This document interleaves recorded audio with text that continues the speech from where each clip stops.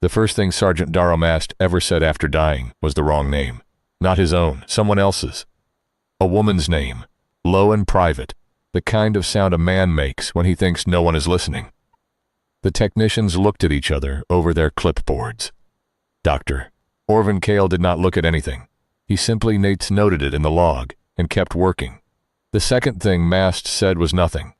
3 days of nothing, in the white room beneath the mountain, while the new body learned how to host something it was never designed to hold. On the 4th day, he opened his eyes. They were not his eyes. They were better, technically. Photoreceptors layered 12 deep, capable of seeing infrared, ultraviolet, the low electromagnetic shimmer that Veth ships left in the atmosphere for weeks after orbital insertion, but they moved the way his old eyes had moved. Slow to the left when he was thinking. A long blink when he wasn't sure. Kale had been careful about that. He'd said it mattered. Mast had not understood why, not then. Mast, the doctor said. Mast turned his head.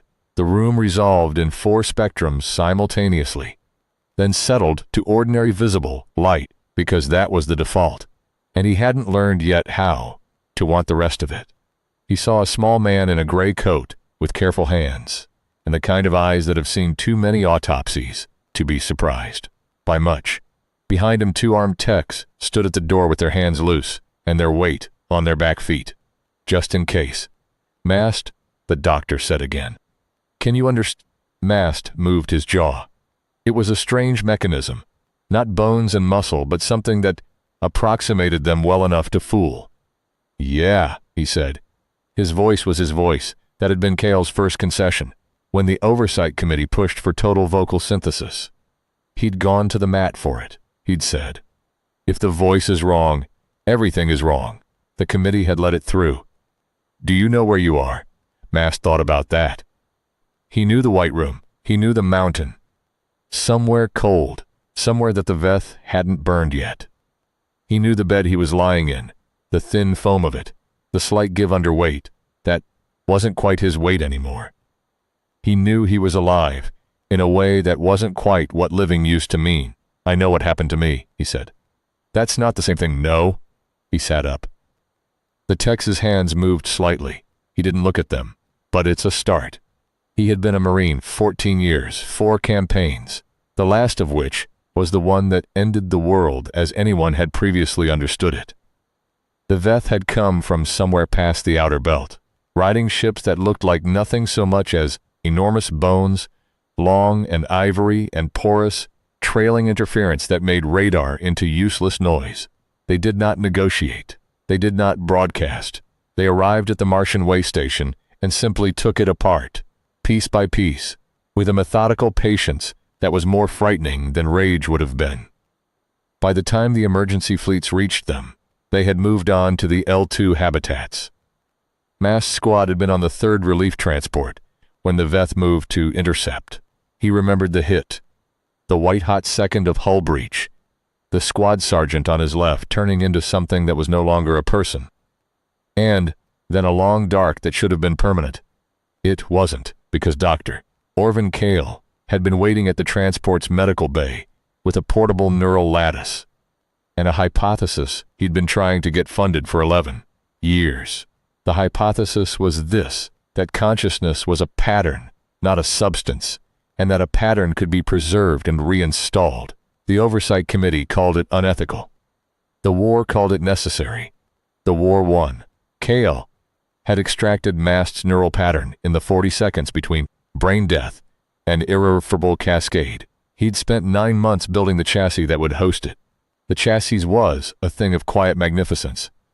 Bilateral carbon ceramic bone, structure, synthetic musculature keyed to electrochemical signal, a central processor core that ran at a temperature no organic system could survive, and required heat management that had no elegant solution. The inelegant solution was the rods, 6 of them stored in a case that clipped to the chassis' hip. They looked like spent artillery casings, dull brass, worn smooth. When the core temperature climbed past tolerance, Mast would slot one against the intake port behind his left ear and hold it there, and the heat would bleed out slow, and things would settle. Kale had tried to make them more dignified. Mast had told him not to bother. The reason he said that, the reason he insisted on the casings, the functional ugliness of them, was that his father had smoked. Old tobacco, the real kind, not the synthetic variety. And he'd had a way of lighting up in the evening that was the most peaceful thing Darrow Mast had ever seen a human being do. The slow reach into the breast pocket, the particular angle of the head tilting back, the pause before he put it away again. That gesture was one of the things Mast was afraid of losing. Not the habit. He had no use for habits now, no lungs to fill, no appetite to satisfy. But the gesture, the ritual of a body that knew how to be still with itself for 30 seconds. He found it in the casings. He found it every time the core ran hot, and he had to pull one out and hold it behind his ear in the cold mountain air. Eyes half closed, waiting. That was enough. It took him 3 weeks to learn the new body, not to use it. The motor integration happened in days, the physical vocabulary of it coming fast, faster than he expected. Like muscle, memory reaching for something that looked like muscles. What took the 3 weeks was learning to trust it. Learning to walk down a corridor and not feel like he was wearing someone else's skin. Learning to look in the mirror and see something that might, in dim light, at a certain angle, pass for the man who had climbed onto a transport 14 months ago. The mirror was the worst part. KL had insisted on facial fidelity. The architecture matched his original structure within 5%, which was as close as the fabrication tolerance allowed. The jaw was right. The brow line was right. Even the slight unevenness in the left ear cartilage, a childhood damage that had calcified into permanence, was replicated in the chassis with an accuracy that should have been comforting and was instead disquieting in the way that uncanny valleys always are in the narrow band between almost and exactly. He stood in front of the mirror in the facility's ablutions room on the 5th morning and looked for a long time. The face looked back. It had the proportions of his face, the weight distribution of his features, the precise geometry that a photograph would have confirmed. But photographs are still, and the face in the mirror moved when he moved, tracked where he tracked, and that responsiveness had a half-second quality to it. Not a lag, nothing measurable. Just a sense that the decision to move and the movement itself passed through an extra stage, a translation that hadn't used to exist. He thought about the Veth in the ruins, about what it would look like from the outside. This face, these hands, this careful approximation of a man. He thought about what the Veth would see if they looked. He thought about what he saw. On the 14th day, he ran into Petty Officer Chen in the facility's lower corridor, a logistics tech who had been on site 3 weeks longer than him and had no context for what he was. Chen had looked at him the way people look at a colleague they've just encountered, for the first time outside their professional context. Slight recognition, slight recalibration. "Didn't know you were a runner," Chen said, gesturing at the chassis gear, which in civilian mode looked like compression wear. "Not usually," Mast said. "The route through the north wing is good if you go early. Less foot traffic." Chen shrugged and kept walking. That was all. A corridor conversation. A piece of ordinary information given without agenda. And Mast stood there for a moment, after Chen turned the corner, with something running through his processing that he couldn't classify. Not relief exactly. Not the absence of danger. Something more specific. The experience of being seen as a person who goes running and receives route recommendations. The experience of occupying the ordinary space of the world without the ordinary space requiring any extraordinary adjustment. He went running through the north wing the next morning at 0530. The route was good, less foot traffic. He never quite got there with the mirror, but he got close. The first mission came on a Tuesday, which seemed wrong to him for reasons he couldn't articulate. Tuesdays had always felt like mid-stride days. Not starting, not finishing, just somewhere in the middle. This Tuesday felt like a cliff edge. The briefing was delivered by a Colonel Saris, whose expression suggested she had approved this program under duress, and still wasn't sure. She laid out the target. a Veth survey team operating in the ruins of what had been Krakow, cataloging what they were apparently calling artifact potential in the sites of demolished human infrastructure, meaning they were sifting through the wreckage of a city for anything that looked useful. Mast's job was to stop them doing that and send a signal about what happened to anyone who tried. "Alone?" he asked. "You're not anyone anymore," Sarah said, and didn't mean it cruelly, which somehow made it worse. He went alone. Krakow in the aftermath was not rubble so much as his geometry. The Veth burned in patterns. Structural disruption optimized for maximum area coverage, and what they left behind was a landscape of precise angles and deliberate gaps. Mast moved through it before dawn, his heat signature suppressed. His visual system shifted into the ultraviolet band, where the Veth survey markers glowed like small cold stars. He had studied the aerial reconnaissance on the transport in. Had the layout cold by the time he set down in what had been a parking structure on the city's eastern approach. The parking structure had not burned completely. Several levels were still structurally sound, the concrete doing what concrete does under duress, refusing for a while, then collapsing all at once when the refusal becomes mathematically untenable. On the second level, someone had written something on the wall in what looked like emergency phosphorescent paint, the kind kept in disaster kits. Mast paused to read it. His translation systems rendered it. "We were here." A date, 5 months prior. A name he didn't recognize, and below it, 4 more names. Signatures. He looked at it for a moment longer than he needed to. Then he moved on. There were 11 of them. He'd been told to expect 6. He stood on what had been a church roof and counted them, slow 3 times. 11. They moved in a loose cluster, their suits a pale ochre that absorbed light rather than reflecting it, and they carried instruments Mast did not have words for, long and jointed and very precise in the way they were handled. They were careful with their equipment. That registered. He'd expected them to be careless. Alien survey drones going through human wreckage, with the incuriosity of accountants. Instead, they moved with something that was close to delicacy, not reverence. Something more technical, as if the ruins were fragile, and they were aware of that. He filed that observation away. It would come back to him later, in a context he hadn't anticipated. He took 8 of them in the first pass, moving at speed through the pre-dawn murk, his body doing the geometry of it before his mind had fully committed. The chassis was very good at geometry. The remaining 3 scattered in directions that suggested coordination, not panic. They had a protocol for this, a contingency, which meant this had happened to them before. Somewhere else in the rubble, on some other burned street, something had attacked a Veth survey team. He caught the remaining 3 in the ruins of what had been a library. The walls were standing, old stone, thick, the kind that Krakow had been full of before the burning, buildings that had survived the 20th century's particular variety of violence, and were making a reasonable argument for surviving this one too. The interior was opened to the sky on the east side, where the roof had failed, and the early morning light came through the gap, in a shaft that caught the dust still settling from the fight, and in that shaft the shelves on the surviving wall were very clearly visible. Rows of them, dark wood, many of the books still in place, protected by the overhang of the floor above.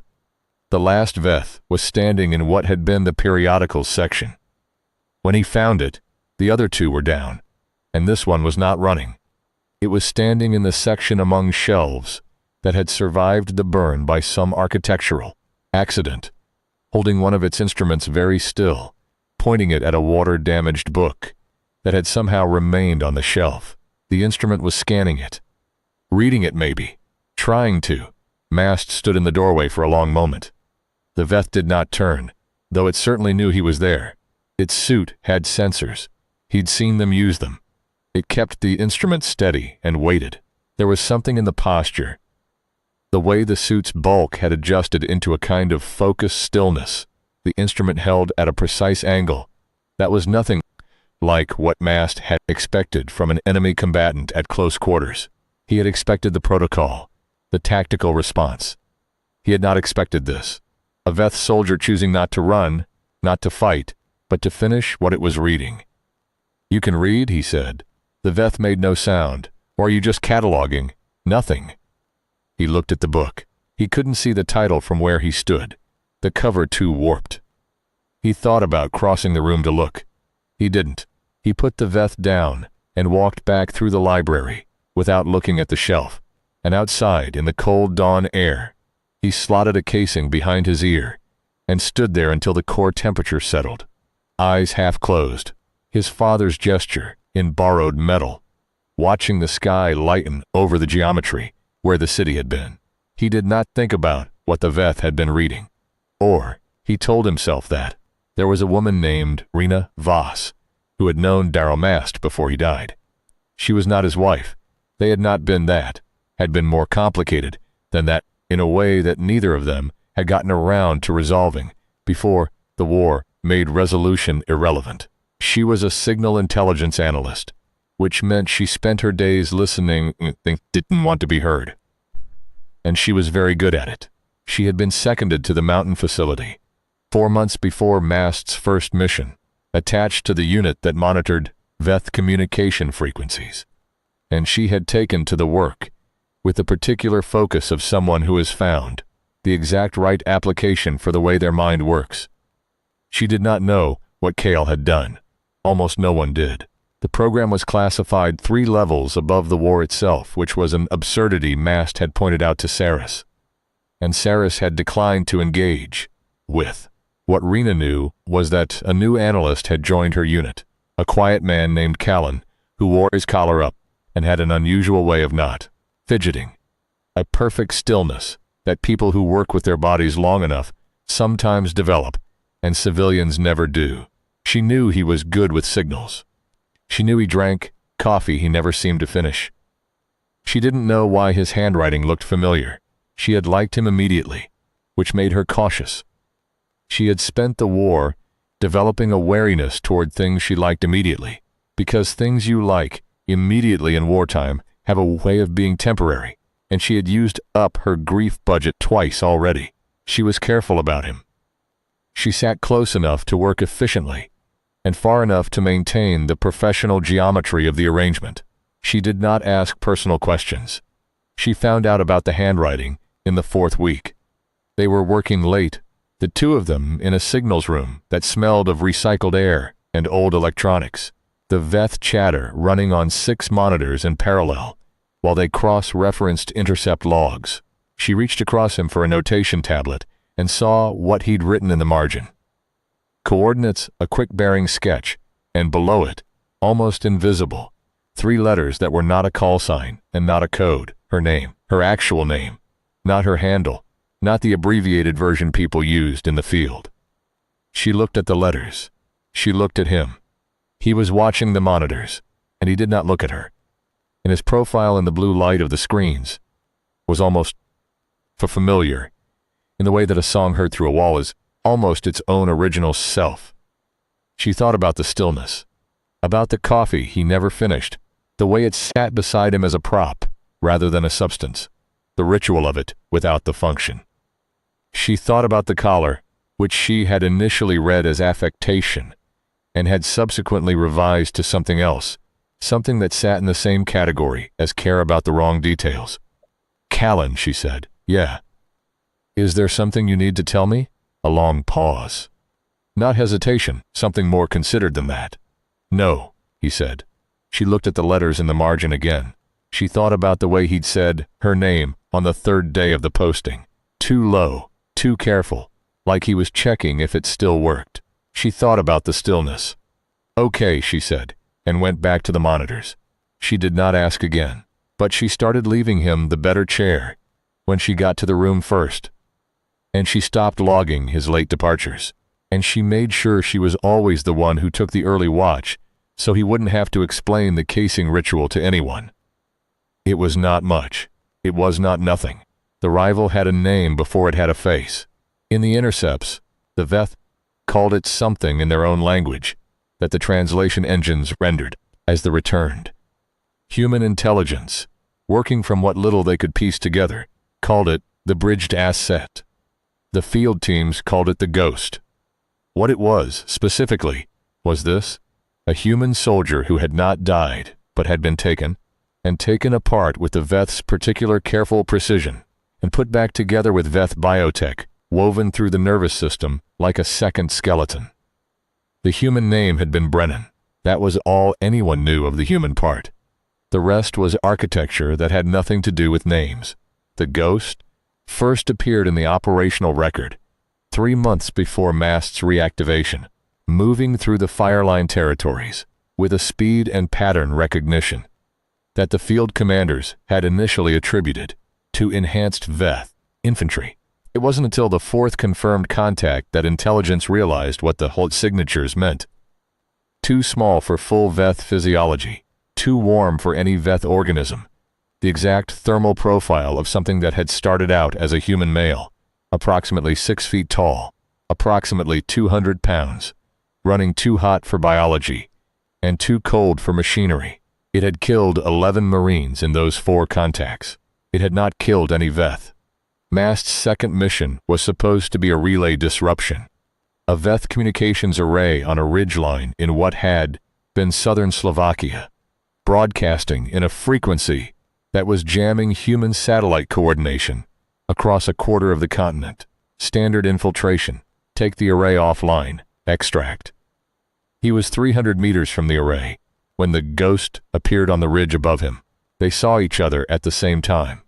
That was interesting. As a tactical fact, the Ghost's sensors were presumably alien-enhanced, faster and more sensitive than anything Mast had, and yet the moment of recognition was simultaneous.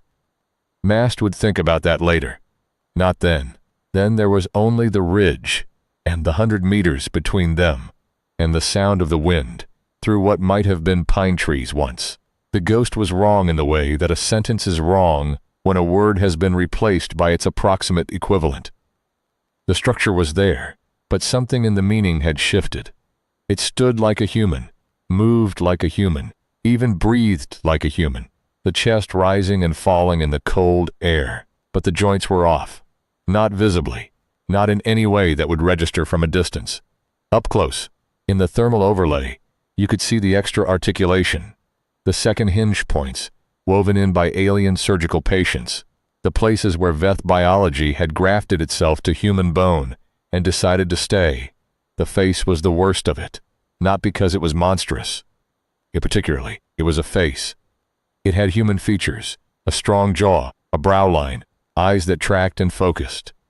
But the skin had a quality that Mast's sensors flagged as non-standard, a slight iridescence in the near ultraviolet that human skin did not have. And the eyes were a color that didn't sit right in any spectrum, brown the way a burn mark is brown, rather than the way soil is brown. "You're the one they built," the Ghost said. Its voice was mechanically distorted, layers of it, and underneath the distortion was something that had once been a voice like any voice. The Ghost was sitting on a surface that might have been a bench, or might have been a structural element not intended for sitting. Its arms around its knees, its head down. Human posture. So completely human it was startling. Here in the belly of the alien ship, this insistently human posture, in a body that had been modified in a dozen ways to make it less human. "You're the one they took," Mast said. The Ghost was quiet for a moment. The wind moved between them. "Same thing," it said. "Not the same thing." Another pause. Its head tilted at an angle that was slightly too much. The alien joint work expressing itself in a gesture that should have been ordinary and wasn't. They told me you would say that. The Veth. Yes. What else did they tell you?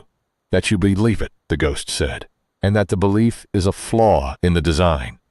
Mast thought about the library, the Veth and the water-damaged book, the careful instrument. "The design's mine," he said. "I signed off on it."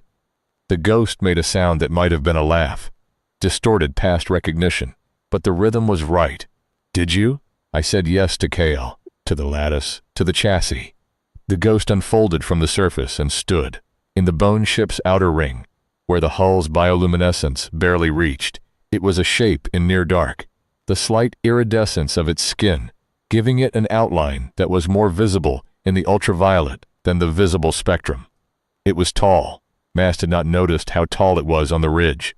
They had been too close, too fast, the fight occupying all the available attention.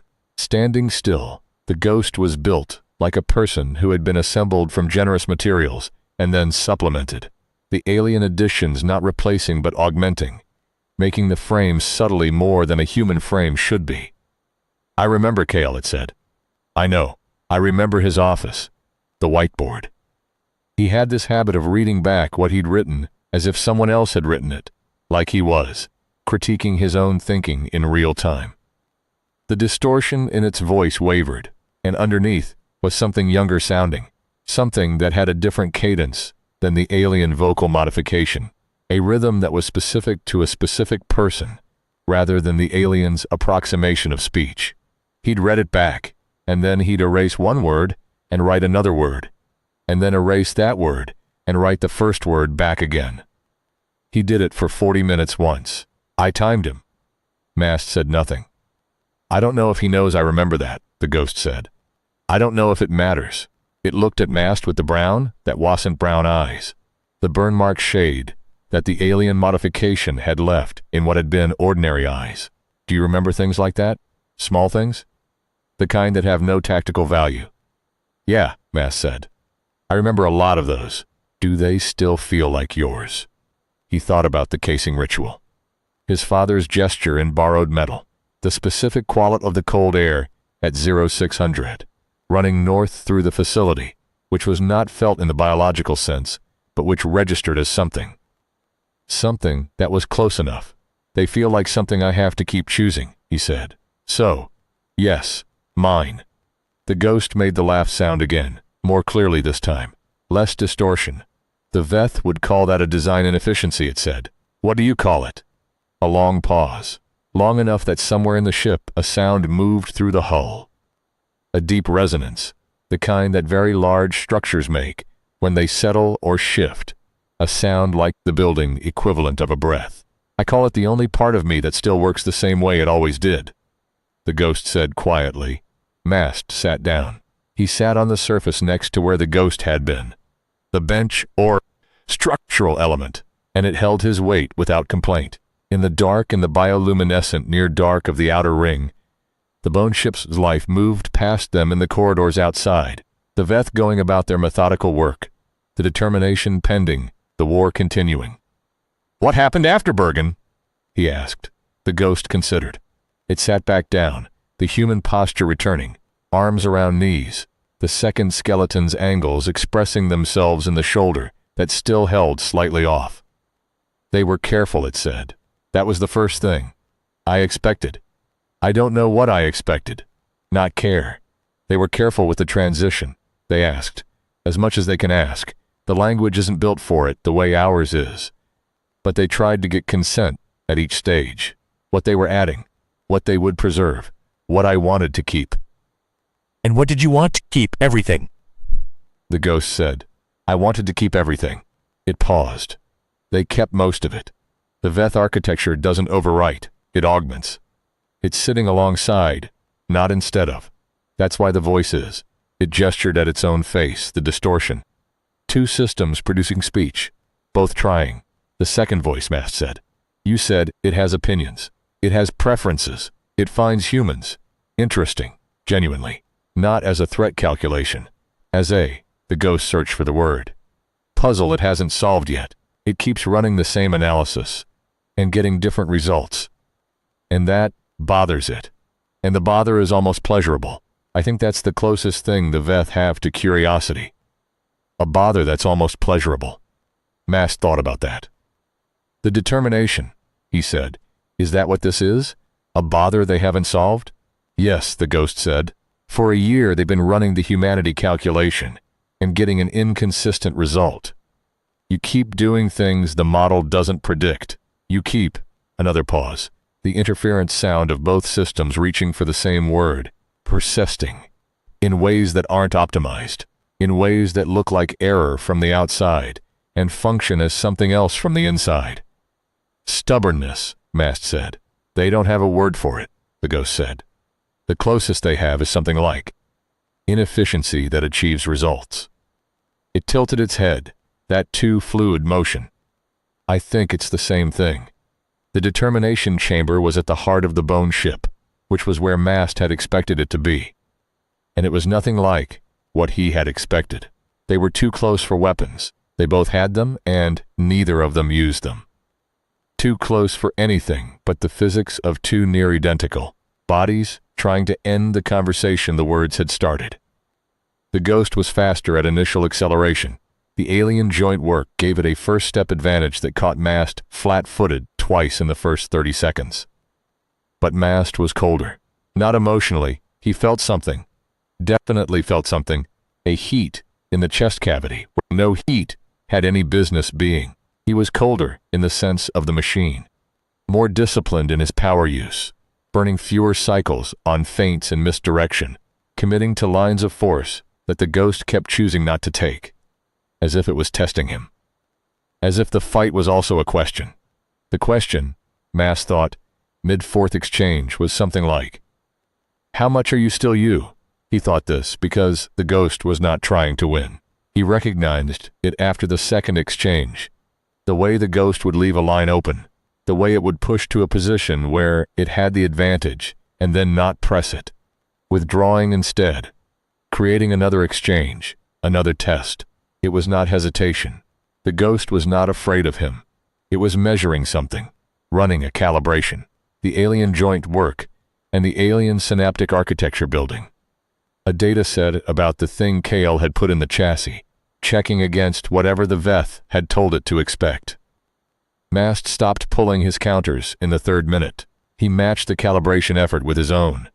He pressed where the ghost left openings, not to end it, but to understand how the ghost responded to being pressed. Did it default to Veth defensive protocols? Or did it move like Brennan, like a 23-year-old who had probably fought in grad school, the way technical people sometimes fight? Not enough training. All instinct, elbows and close quarters. It moved like Brennan.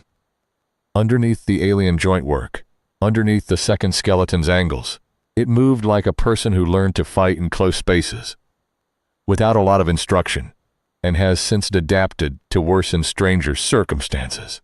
The adaptation was visible. So was what it had adapted from. They broke apart after 4 minutes. Neither of them was undamaged. Mast had a fractured forearm strut that was going to need 2 days of rest to realign. The ghost had something wrong with its left shoulder that made it hold the arm slightly away from its body. Alien and human tissue disagreeing about how pain should register. "Next time," the ghost said. It was not a threat. It was a statement of fact. "Next time," Mast agreed. He watched the ghost drop from the ridge and disappear into the tree line below, moving fast and wrong and gone. He stood there until it was out of sensor range. Then he slotted a casing behind his ear and waited. And the wind came across the ridge, and his core temperature slowly came down. He reported the contact and said nothing about the conversation.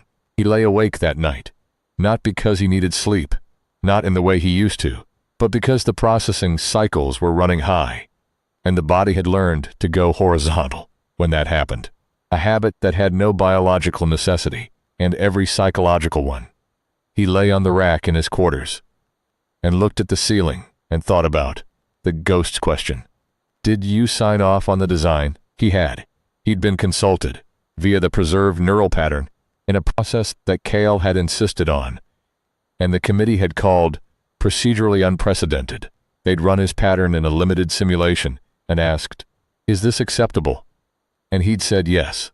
He'd said yes, because the war was still happening and people were still dying. And the alternative was the long dark of a pattern, archived on a drive, somewhere, and the long dark was worse than the white room. He'd said yes, but the ghost's question was not really about consent. It was about something else. About whether the person who said yes and the person who lived in the answer were the same person. He had been a specific person. Sergeant Darrow Mast, 14 years of service. One sister in what had been Vancouver, who he had not been in contact with for 2 years before the war, and could not contact now. A father who smoked in the evenings and had died the unremarkable death of an older man before any of this began. A woman's name that he carried in the same pocket where his father had kept the cigarettes. That was the person who had said yes. The sum of those specific things, that accumulation of ordinary experience, that particular weight of specific human life. The chassis was very good. Cale had been very precise. But it did not hold the specific weight of those things the way a body does. In the muscles, in the reflexive tilt of a shoulder, in the unconscious flinch from a sound that had once meant something and still tried to. It held them as data, as pattern, as information that could be accessed rather than felt. He found that it was enough. Almost. Almost was as good as it got, and he had made peace with almost on the 14th day, and he would make peace with it again, on demand, every time the processing cycles ran high and the question came back around. He didn't have an answer for the ghost. He had 14 years of Marine service, and a woman's name written in a margin and 6 brass casings, and a father who used to smoke in the evenings, and he didn't know if any of that added up to a person, or just the ghost of one. He stayed horizontal until the processing cycles settled and the question went quiet. It was the best he could do. The next morning he went to the signals room early and found Rena already there, as she always was, and she did not look up when he came in, and she had left him the better chair. He sat down and put his hands on the desk. Organic-looking hands. Cale had been specific about the hands, had gone through 7 prototype iterations to get the proportions right, the way the fingers fell naturally at rest, the particular way the knuckles sat. Looking at them now, Mast thought they were very good hands. He thought they might have fooled anyone. He thought they almost fooled him. "You look like you didn't sleep," Rena said, not looking up from her monitor. "I look exactly the same as I always look," he said. "I know," she said. "That's how I know." He thought about saying something. There was a version of this where he said something. There was a version of this where she already knew or already suspected enough that knowing was just a formality. And he said something. And she had already decided what she would say back. He didn't say anything. He pulled up the overnight intercepts and started working. She worked beside him, and neither of them talked about it, and the monitors hummed, and the recycled air circulated, and somewhere outside the mountain the war continued in the particular patient way that wars do when both sides have decided that stopping is more complicated than going on. Cale found him 3 weeks later in the maintenance bay, running the diagnostic cycle that needed to happen every 10 days to keep the chassis calibrated. Mast sat in the chair with his eyes open, but not looking at anything. The bay's systems, reading his subsystems, in the quiet, efficient way of things, talking to things. "I need to tell you about the other project," Cale said. Mast looked at him. "The one before you." The Veth had not been the only ones working on the bridged asset concept. The Veth had simply been first. Cale had been developing the neural lattice transfer for 11 years. Before the war, before funding, before the oversight committee gave him the chassis lab under the mountain, he had been developing it. And 11 years before that, a younger Cale had made a first attempt. Crude, underpowered, working from theoretical foundations that would have embarrassed him in retrospect, if he'd had room for embarrassment. The attempt had been on a subject who had consented, who had been, in fact, enthusiastic, a young man named Brennan, who had severe progressive neurological damage, and had been told that without intervention he had 2 years left, and who had said yes, absolutely yes, to anything that offered more time. The attempt had failed. The pattern had been preserved, but the chassis had not been able to integrate it. Brennan had spent 17 months in a state of partial consciousness in a facility outside Bergen, cycling between clarity and cascade between himself and something that was the shape of him without the content. When the Veth came and took the facility, they had found something that was not quite alive and not quite dead and very interesting. They had finished the work. "You should have told me," Mast said. "I'm telling you now. You should have told me before the first contact on the ridge." Cale was quiet. His careful eyes moved across the diagnostic readouts on the beige screens, then back to Mast. I didn't know it was him. Not for certain. I suspected, from the intercepts, the ghost. But I didn't know. Do you know now? The thermal signature from your ridge encounter. Kale set a file on the workbench. Yes, I know now. Mast picked up the file. He looked at the thermal graphs, the biomass estimates, the psychological profiles stitched together from field contact reports. He looked at the name at the top. Brennan J.T., then below it, in smaller text. Veth designation, the returned. Then below that, in Kale's handwriting, note. Subject has expressed, on 3 confirmed intercepts, intention to seek contact with Asset 8. Linguistic analysis suggests this is not tactical. Classification, personal. Personal, Mast said. He was my graduate student, Kale said, before the damage, before Bergen. He was 23. He could read the lattice schematics before I'd finished explaining them. Mast put the file down. He thought about the ridge, the 4 minutes of fighting that had also been something else, a conversation conducted in force vectors, a question asked in joint locks encounters. He thought about the ghost's distorted voice with something underneath it, something that had once known how to form words clearly and had the rhythm of that knowledge still. He's not your student anymore, Mast said. No. Kale picked up the file. But you're still mine, and I'm still responsible for both of you. That night the facility's perimeter alarm went off at 0237, which was a strange time for an alarm, and also not strange at all, given the operational tempo of the war. Mast was already vertical when the alert came through his chassis systems. The processing cycles had been running high again, the horizontal position not helping. He had been lying in the dark, thinking about the question the ghost had asked on the ridge, and the question Kale's file had answered, and the way those two things sat together. Brennan had said yes too, not the same yes, not the preserved pattern consultation Kale had conducted with Mast, not the formal procedural question. Is this acceptable? But yes in his own way. The desperate yes of a 23-year-old, with progressive neurological damage and 2 years left, and a mind that could read lattice schematics before they were finished being explained. Yes, try. Yes, anything. Yes, I'd rather be something different than nothing at all. And what had come back from Bergen was something different. But different was not the same as wrong, necessarily.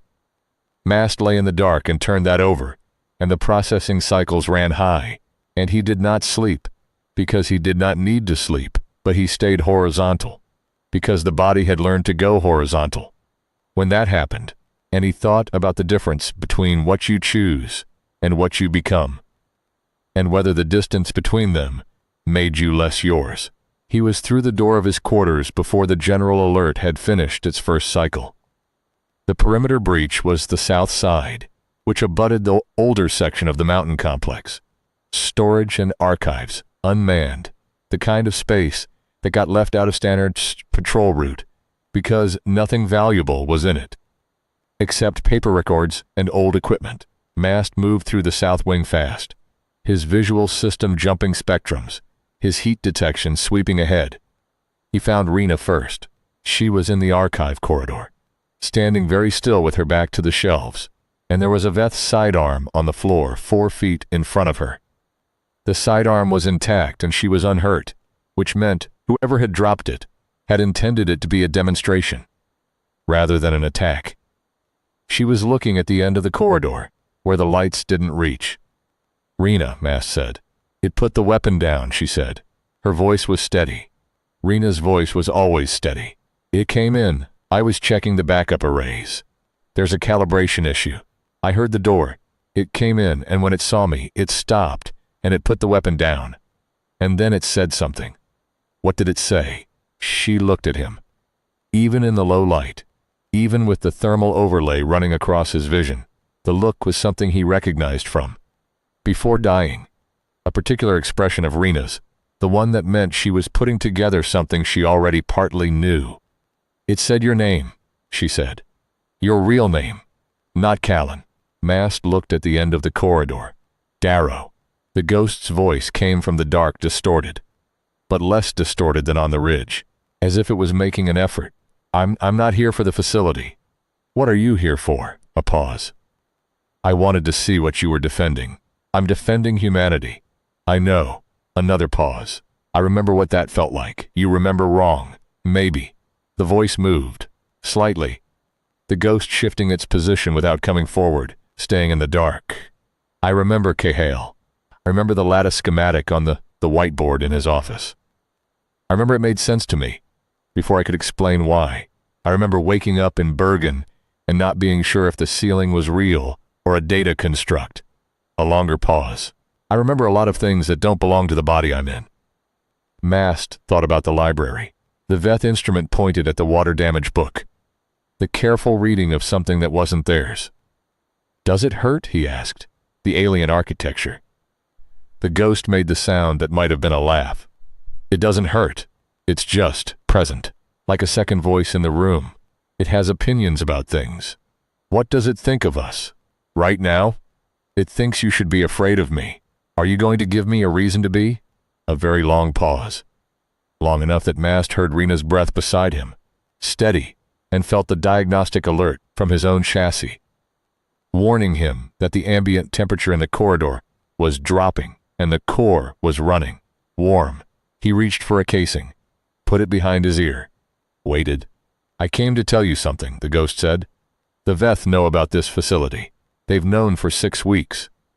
The next phase operation is going to include a strike here. I have the window. It's 11 days. Mast hand tightened on the casing. Why are you telling me this? Because I can't stop it from their side.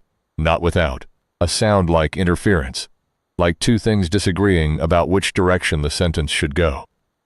I can influence their targeting, make the strike less precise than it could be.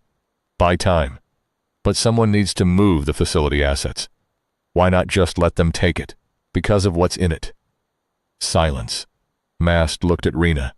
She was watching the dark end of the corridor with the particular focused calm of someone who is afraid and has decided that being afraid is not relevant right now. You, Mast said.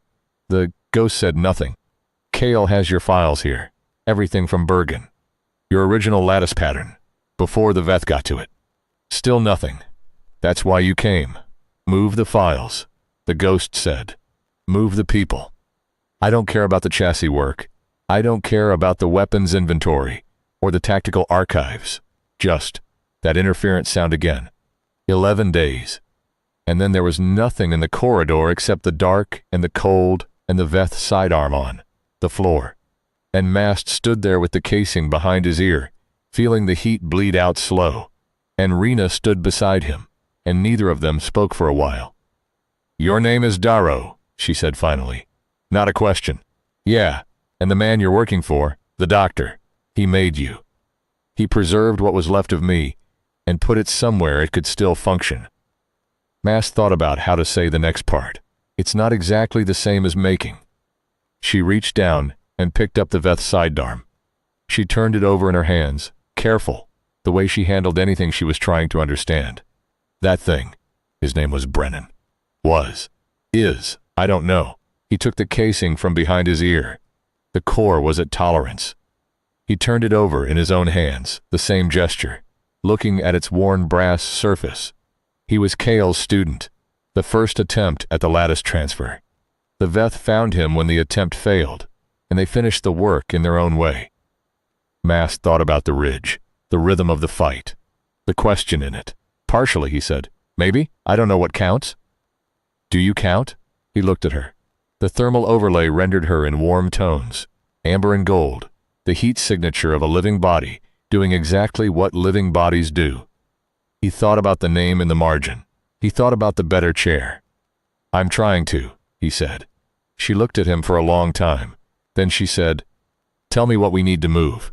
In the 11 days that followed, the facility went from a classified installation to a controlled migration. Not everything could go. The chassis fabrication lab was too large. The power systems too integrated. What could go did. The personnel, the live archives, the medical files, including the Bergen records, and the older, more fragile records of Brennan's first attempt at the lattice. Kale supervised the medical transfers personally. his careful hands moving over the archive cases, like a man handling something he had broken once, and was determined not to break again. Mast ran security for the evacuation. It was repetitive work, perimeter checks and transport coordination, and the 100 small problems that arise when you are trying to move a facility full of people who don't officially exist in a war that is officially about something else, from a mountain that is not on any map. He found he was good at it. He found that the chassis was good at the middle hours, the 200 to 0500th stretch, when human alertness troughs and things that are not quite human are at their most even. He ran the perimeter in those hours with something close to contentment.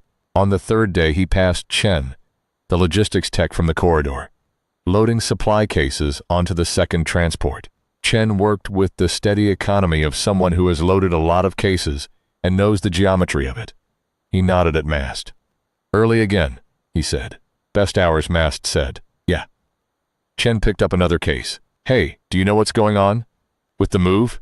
He wasn't being paranoid, wasn't conspiratorial about it. Just asking, the way you ask when you're part of something and the context has been withheld. "Threat update," Mast said. "The location is compromised. New site is cleaner." Chen nodded. That was enough. He picked up another case. "Bratislava facility is supposed to be pretty good," he said. "Better heating anyway." Mast thought about the ghosted in the archive corridor, the Veth sidearm on the floor. "Yeah," he said. "Better heating." He ran the perimeter for another 2 hours after that, and in the pre-dawn cold the mountain was very quiet, and he had 6 casings, and he used none of them, just carried them, the weight of them in the pack, familiar and undemanding. His father had kept cigarettes he didn't smoke too, near the end, when the doctor had said enough. He'd kept the pack in the breast pocket still, and reached for it, and put it back again, and the gesture had been the same gesture. Some things you carry not because you need them, but because putting them down would require admitting you don't need them anymore. And you are not ready for that admission, and maybe you never will be, and maybe that is fine. On the 9th day, he found Rena in the signals room, which was still operational, but stripped of everything portable, the racks of monitoring equipment, looking skeletal in the overhead light. She was sitting in her chair, not the better chair, which was already packed, her own chair, the older one she never chose, looking at the last monitor running the Veth intercept frequencies. "You should be in the convoy," he said. "I know." She didn't turn around. "Listen to this." He crossed the room and stood behind her and listened. The Veth frequency was running at irregular intervals, short bursts, that the translation engine was flagging as anomalous, not standard. Military communication, not survey logging. The engine's best interpretation, rendered in halting text on the screen. Query construct, origin voluntary. "It's asking about you," Rena said, "or about Brennan." Is there a difference from their perspective? He thought about that. The Veth's careful work, the survey team reading the waterlogged book, the surgical precision of what they'd done to Brennan, the way the ghost had moved on the ridge like something that was genuinely trying to understand what it was fighting, rather than just trying to win. "I don't know what their perspective is," he said. "I know what they did. What they did, and why they did it, aren't necessarily the same thing." "No." He looked at the query on the screen. "Voluntary. They want to know if we said yes." "Did you?" "I said yes to Kale, to the lattice, to the chassis." "That's not what they're asking." He thought about the long dark, the archived pattern on a drive somewhere. No body, no presence, no continuation. He thought about the white room, the first moment of eyes opening. He thought about Rena's name in the margin, and the casing in his hand, and the way the cold air felt when the heat bled out, not felt exactly, not through sensors that were technically not nerve endings, but something that registered, something that was close enough. "I said yes to existing," he said. "I don't know if that's voluntary or just instinct." She turned the monitor off. "Come on," she said. "Help me move the last of the cases." On the 11th day, the Veth strike hit the empty mountain, and the facility burned the way all things burn, when the Veth are thorough about it. Geometric, precise, hot enough that remained was not rubble, but a kind of clean erasure. Mast watched it from the tree line with Kale and Saris, and 47 people, who were not on any official roster, and the fire was a very particular kind of orange that the night sky amplified into something almost beautiful. That could have been full, Saris said. It wasn't, Mast said. She looked at him. He could not entirely read her expression. Saris was someone who had learned early in her career to keep expressions in reserve, to deploy them purposefully, rather than letting them happen. What she deployed now was something close to acknowledgement. Not gratitude. She was too measured for gratitude. Acknowledgement that something had gone right for reasons that were not entirely within the command structure. The ghost gave you the window, she said. The ghost gave me a number, and you trust it. Mast thought about the 11 days. The Veth frequency query on the monitor. Voluntary. I trust that it had a choice, he said, and that it chose. That's not the same as trusting it. No, he said, but it's a start. The last phase of the war, which no one called the last phase, because certainty was a resource more scarce than fuel, began with the Veth, pulling their survey and science teams back to the main fleet positions, above the European landmass. Intelligence called it consolidation. Field commanders called it ominous. Mast called it what the intercept suggested it actually was. The Veth were preparing to make a final determination about the human population, whether to clear the planet entirely or accept a subordinate territorial arrangement. The determination was going to be made aboard the fleet flagship, which everyone in intelligence called the Bone Ship, because it looked like a clavicle the size of a city, and which was anchored in high orbit above what had been Germany, running on power sources that human technology could not yet identify, and broadcasting the kind of electromagnetic presence that made navigational instruments in a 200-kilometer radius do interesting and unhelpful things. Saris put a mission package on Mast's desk on a Wednesday evening. The Bone Ship, he said, the primary determination chamber. If we can disrupt the process at the right moment. A disruption is not a result. No. She sat down across from him, which she almost never did. But a disruption that shows them they cannot complete the process without cost. That changes the calculation. They've been treating this engagement as a foregone conclusion. They've been methodical about it, the way you are when you know how something ends. She put her hands flat on the desk, a gesture he'd seen her use once before, in the initial briefing, when she was making an argument she wasn't sure she believed, but had decided to make anyway. We need to put something in front of them that changes the end they're expecting. You want me to walk onto a Veth warship. I want you to do whatever it takes. That's not useful guidance, Colonel. She almost smiled. No, she said. I suppose it isn't. She stood. The mission package has the insertion approach. The rest is your discretion. He read the package. He spent the night running it. Then he went to the signals room and sat in the better chair and waited. Rena came in at 0545 and stopped when she saw him. Early, she said. I have something to tell you, he said. She set her coffee down. She sat in her chair, the older one. She looked at him with the expression that had been building for weeks. The careful accumulated inference of a woman who listens for a living and has been listening very closely to the negative space of everything unsaid. Tell me, she said. He told her. Not everything, not the operational details, not the insertion approach or the timing, but everything else. The transport hit. The 40 seconds, Kale and the lattice, the white room and the new eyes and the casings and the 14 years of Marine service, reduced to a pattern on a drive and then reinstalled into something that looked, in dim light, at a certain angle, like the man who had gotten on the transport. He told her about the ridge and the library and the Veth with the waterlogged book. He told her about Brennan and the query. And the 11 days. She listened without interrupting, which was something he had always valued in her.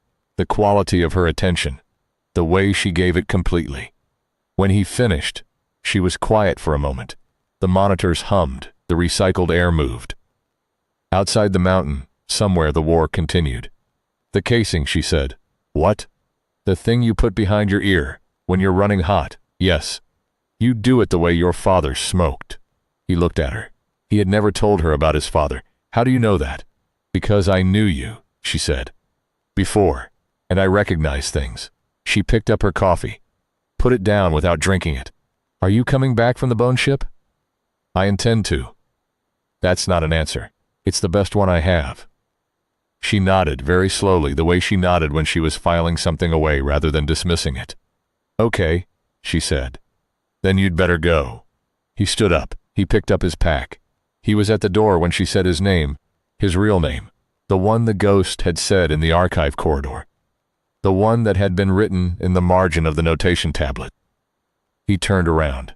She was looking at him, and her expression was not the one that meant she was putting something together. It was the one that had always come after that. The one she'd never gotten around to showing him before the war made it irrelevant. Darrow, she said. Come back, he said. He went. The insertion approach was a Veth resupply drone, captured and reprocessed, its guidance system reprogrammed by 3 people in the tech bay who had not slept in 60 hours. It delivered mast to the secondary docking ring of the bone ship in a casing that had originally been designed to transport Veth medical equipment, which meant it smelled of something organic and faintly wrong, and was approximately the right size for a human in full chassis configuration. If he didn't mind being very still. He was very still. The bone ship was not what he'd expected from the outside.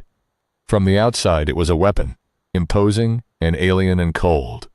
From the inside it was something else. It was inhabited.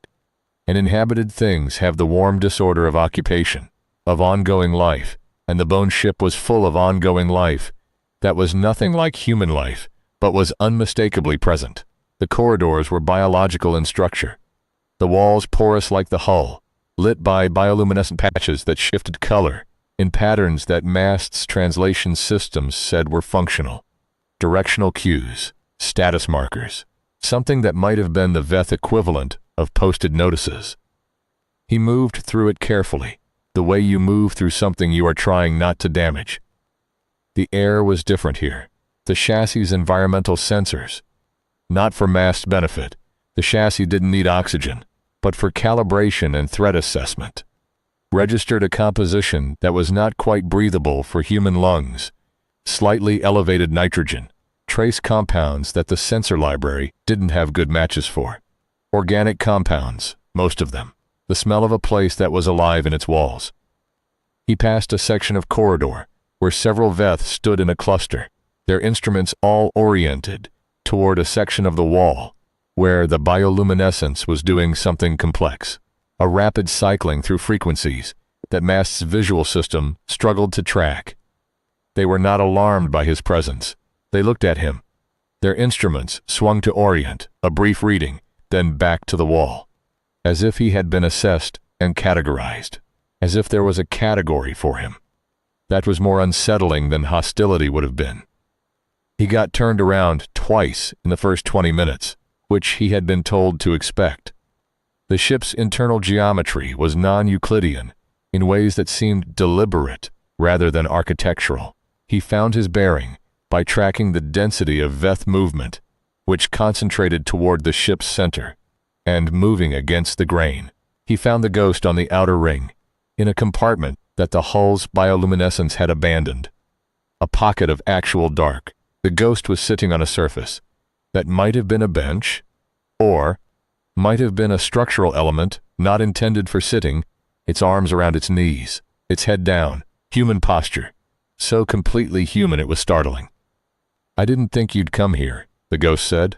Its voice, in the dark, was quieter than on the ridge, less distortion, as if the effort of maintaining the layers cost something it wasn't spending.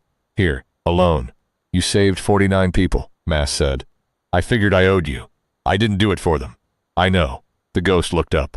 In the near dark, the iridescent quality of its skin caught what little light existed and turned it into something that looked, for a moment, like bioluminescence, like it belonged here. The returned, it said. That's what they call me. Do you know what it means? In their language, the exact meaning? The translation engines say the one who came back. No. The ghost shook its head, the motion slightly too fluid at the neck. That's the approximation. The exact meaning is closer to the one for whom death was insufficient. A pause. They admire it. Do they think surviving death is a form of mastery? Is it? I don't know what it is. The ghost looked at its hands, the alien joint work, expressing itself in the way the fingers spread. I know what Kale thought it was. An accident of timing. The right tools in the right place before the cascade completed. Another pause. I know what you think it is. What do I think it is? Stubbornness, the ghost said, and it was not a criticism. It was something closer to recognition. Mass sat down on the surface, next to the ghost. Not tactically. It was not a tactical position. No line of sight to the corridor, back to the wall. He sat there because the ghost was sitting there, and that seemed like the right response. The determination, he said. I need to disrupt the process. I know. You could have told Saris where to find it. I'm telling you. Why the difference? The ghost was quiet for a moment. Outside the compartment, somewhere through the porous walls, the ship moved, a low vibration, almost subsonic, the sound of something enormous, doing what enormous things do. Because you're the one who came back, it said. Like me, and I want you to see what they're doing before you stop it. The determination chamber was at the heart of the bone ship, which was where Mast had expected it to be, and it was nothing like what he had expected. He had expected something clinical. He had expected the Veth version of a briefing room, ranks of officers, displays of tactical data. What he found was something that looked, in its function, if not its form, much more like a library. The chamber was large enough to be disorienting, the ceiling lost in the bioluminescent dark. The walls were dense with what his visual systems took a moment to parse. Data structures, not displays. Physical records in the Veth idiom. Three-dimensional lattices of crystallized information that the Veth moved through and read and added to within their careful instruments. The same instruments he had seen in Krakow, in the ruins of the library. Pointed at the waterlogged book, there were perhaps 40 Veth in the chamber. None of them were in a posture that read as military. They moved through the data lattices with the focused attention of researchers, of people for whom the work is the point, the slow accumulation of accurate understanding. They were cataloging humanity, not weapons systems, not tactical assessments. Everything. The bioluminescent patches near the data walls shifted in sequences that Mast's translation systems were struggling with, and then began to render. Fragments, incomplete, not military vocabulary, but something older and harder to parse. Something like emotional architecture of conflict response, cultural transmission under duress, the art that persisted through the burning, the books salvaged from the rubble, the way human hands moved when they were being careful with something they loved. They're not deciding whether to destroy you, the ghost said, behind him. They've already run that calculation. You're not a military threat. Not sustainably. Its voice was very quiet, the distortion almost entirely gone now, what was left of Brennan, speaking as clearly as it had spoken in 11 years. They're deciding whether you're worth preserving. Mast looked at the data lattices. He thought about that, the Veth in the library, the instrument held steady, the careful reading of a book that had survived something that shouldn't have allowed it to survive. He thought about the query on the monitor, voluntary, and the determination, he said, is not complete. What decides it? The ghost moved to stand beside him. They looked at the chamber together. Two things that had died and hadn't. Two things that had been rebuilt by the hands of others, standing in the heart of a ship that had come from somewhere past the outer belt to try to understand what humanity was. Evidence, the ghost said. The Veth are empiricists. They make decisions based on evidence. The evidence so far is, it paused, that interference sound, both parts of it considering mixed. And if I disrupt this process, Mast said, the determination defaults to elimination. Yes. He stood there for a long time, long enough that the bioluminescent patches shifted twice in their full cycle. the chamber breathing around him. He thought about Saris's mission package. He thought about disruption and what it was supposed to achieve. He thought about 49 people in a convoy, moving away from a burning mountain. He thought about the Veth in the library and what it had been trying to read. He reached into his pack and took out the one object he had brought that was not a weapon. It was a book, not the one from Krakow. He hadn't taken that, had left it on the shelf where it belonged. This was from the facility archives, from the shelves in the storage wing, where things got filed when no one was sure whether to keep them or discard them. A thin volume, its cover worn, its spine cracked along a familiar line. He had found it 3 weeks ago, in a box of effects belonging to personnel who had not made it out of an earlier Veth engagement, and he had kept it because the title was in a language he hadn't expected to find in a military archive, and because finding it had felt like something. He walked into the determination chamber. The Veth noticed him immediately, as he had known they would. The movement in the chamber stilled, the researchers turning, their instruments rising, not weapons, instruments, pointing at him, reading him. He walked to the center of the chamber, where the data lattices were densest, where the bioluminescence was brightest. He stopped. He held the book up. It was a book of poetry. He didn't know whose. The language on the cover was something he thought might be Polish, though the script had been water-damaged enough to be ambiguous. And the pages inside were in another language he didn't know, and he could not have said what any of it meant. He could not have said what any of it meant, and he had brought it here, and he held it up in a chamber full of aliens who had spent the last months cataloging everything humanity had ever made, and he waited. The chamber was very quiet. He had thought about this moment on the approach. He had thought about what to say, whether there was anything to say, whether the language barriers and the translation gaps and the fundamental difference in the way Veth and human minds processed meaning made any kind of communication possible beyond the tactical. He had written and discarded 6 versions of an opening statement. He had brought the book instead. He had brought it because the Veth in the library had been trying to read a book that wasn't theirs, in a city they had helped burn with an instrument of precisely calibrated patience. He had brought it because the query on the monitor had said voluntary, and voluntary was the most human word he had for what he was. He had brought it because 14 years as a Marine had taught him that the most important thing you could put in front of an enemy was the thing you were willing to die to defend. And what he was willing to defend was not the chassis, or the facility, or the tactical position. It was this, the capacity to keep making things, the insistence on record, the specific human stubbornness of writing a poem in the language of a place that was being destroyed, and leaving it on a shelf for someone else to find, or fail to understand. That was fine too. The point was not comprehension. The point was the effort toward comprehension. The point was that it was worth trying. One of the Veth moved forward. It was not the largest, not the most ostentatiously equipped. It moved with the deliberateness of someone who has made a decision and is acting on it before the decision can change. It stopped 2 meters from mast and raised its instrument. The instrument scanned the book, slowly, with the same careful patience he had seen in the library. The pages turned in the instrument's field. He hadn't touched them.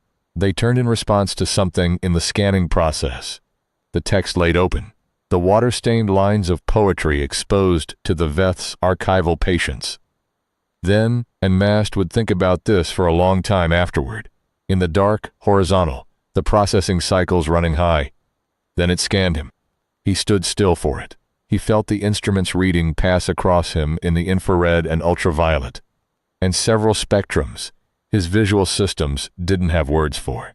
He stood still and let it happen, and looked at the Veth doing it, at its pale ochre suit, and its careful hands, and its eyes that were nothing like his eyes and were doing exactly what his eyes did when he looked at something and needed to understand it.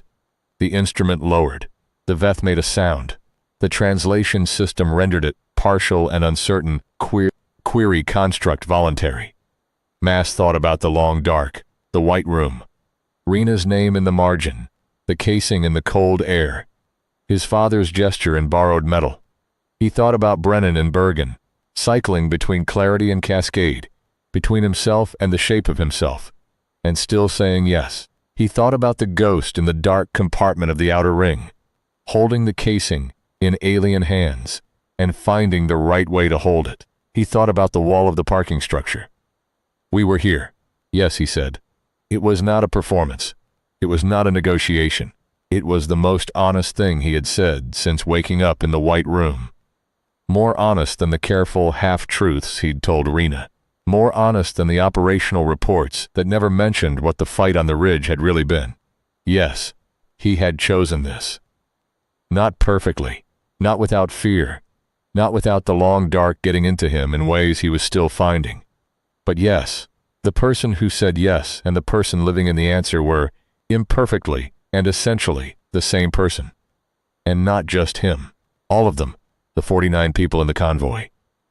And the 5 names on the parking structure wall, and Rena, in the signals room with the better chair, always left at the front, and Kale, with his careful hands and his 11-year hypothesis, and his terrible responsibility toward the things he had made and broken and made again.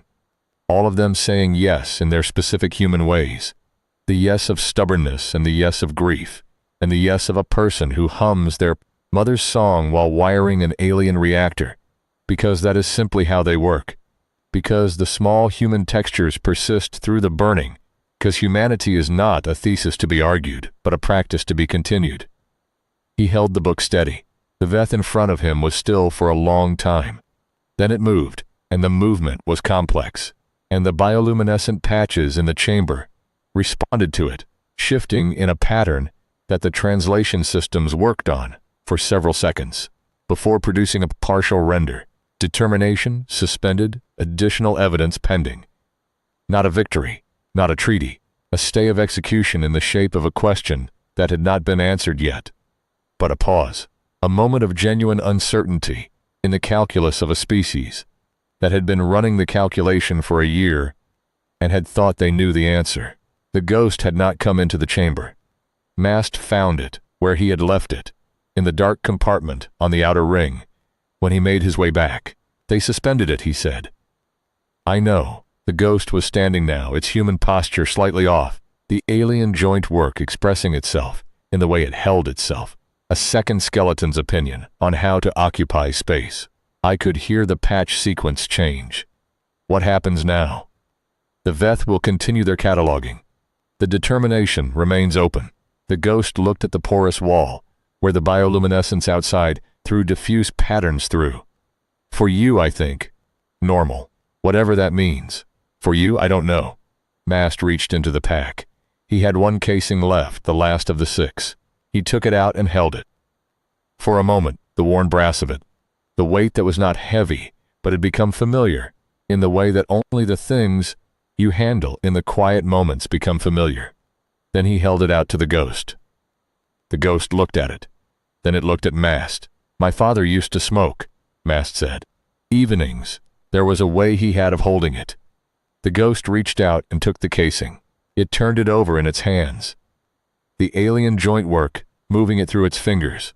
The iridescent skin catching the diffuse light. It held it, the way Mast held it.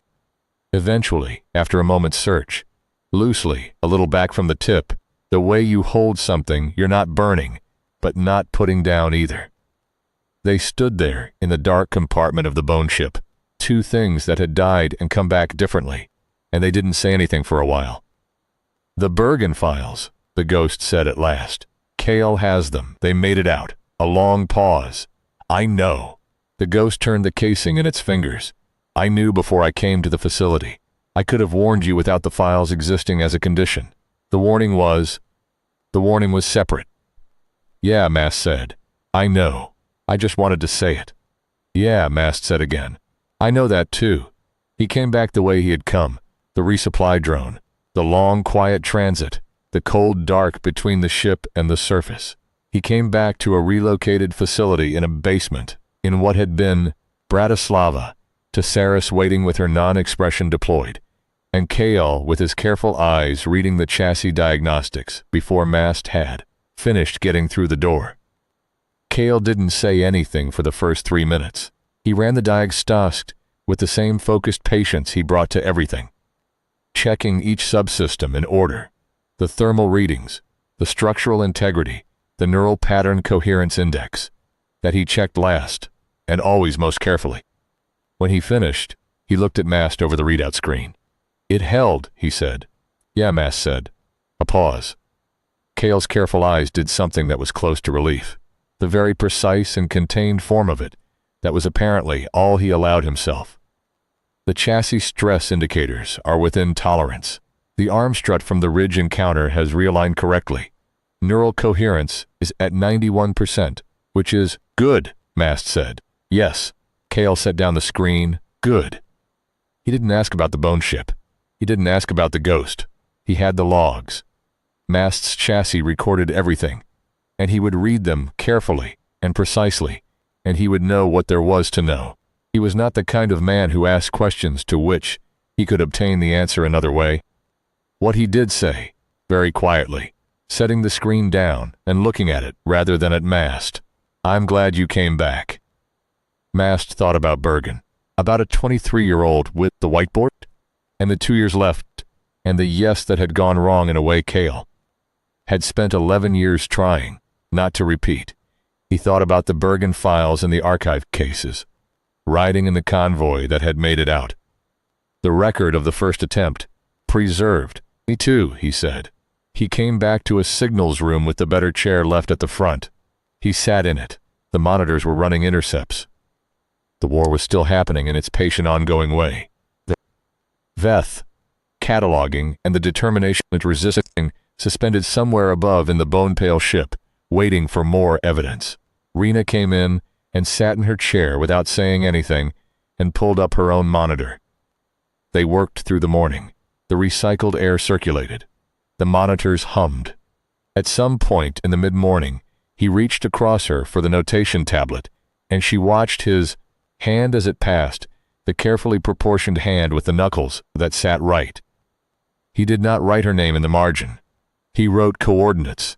He wrote a bearing. He wrote a small note about an anomaly in the 0400 intercept that was worth following up.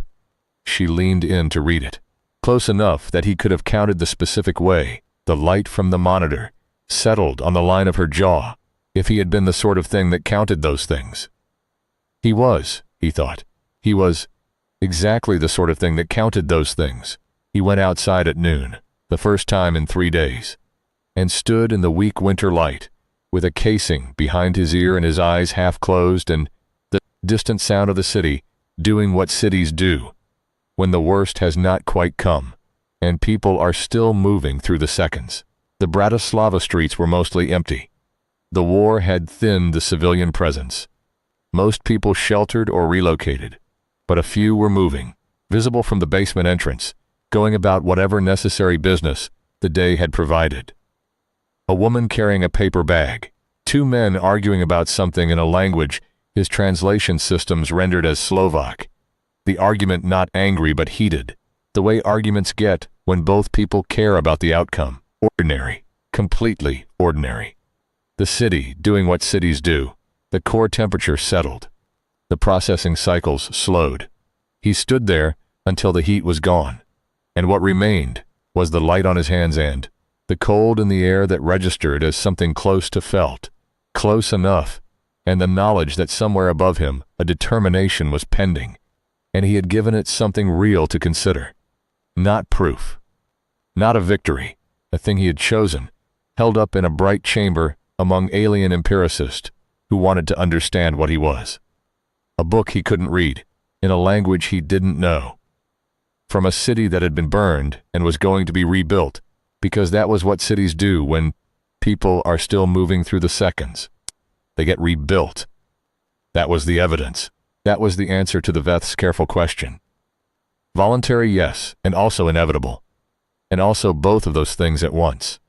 The wind moved.